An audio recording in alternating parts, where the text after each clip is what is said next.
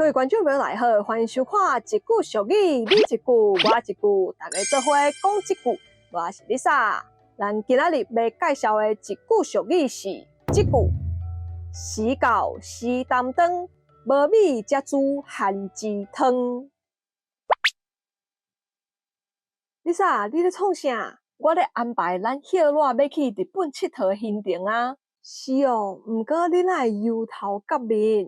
我着拄着困难啊！什么困难？讲来听看卖。着十八即天，你看，咱到饭店的时阵已经10点啊。我查过附近的餐厅，拢已经关门啊。我毋知影咱迄暗会当食啥。原来是安尼哦，免烦恼啦。时到时担当，无米才煮番薯汤。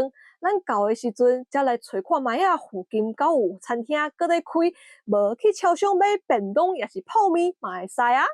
唉，好啦，无要安怎，只好安尼啊。时到时担当，无米才煮番薯汤。这句俗语的意思，就是咧劝人讲，代志还未发生，毋免先烦恼起来劝，等待代志发生以后，咱才来想看要安怎来处理。在咱的人生当中，会拄到真侪困难甲挑战，而且困难甲挑战也未真正来的时阵，若先烦恼起来劝，只是互家己加艰苦的，一点仔帮助拢无。所以这句俗语就是要甲咱讲，当咱真正面对问题的时阵，才来想办法，用身躯边的资源来解决。咱永远拢会发现，代志总是有办法会当来解决的。就亲像古早时物资较无遐丰富，番薯好种，俗阁会止枵，所以毋免伤过烦恼。就算将来厝里真正无米通好食，嘛还有番薯通好煮汤来食。虽然简单，毋过嘛是会当止枵。我是感觉这是较乐天的想法。有一寡代志其实是爱先想、先准备起来劝的，无到时是会袂赴处理的。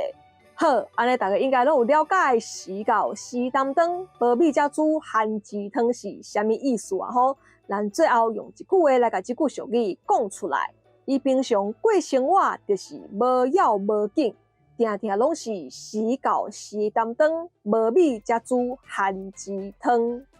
今仔这句时到时担当，无米才煮番薯汤，介绍互大家知。希望大家有代志，拢会当尽量先提早规划。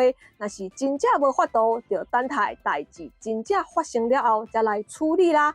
我是 Lisa， 今仔影片就到这。是介我影片，为了我要起赞跟分享出去，还未订阅观众朋友，我买起一下订阅，咱先弄安尼就像屏风底哦。另外 Lisa 嘛 ，Facebook 跟 Instagram 嘛，欢迎大家帮我起一下赞的哦。好，安后一个节目再会。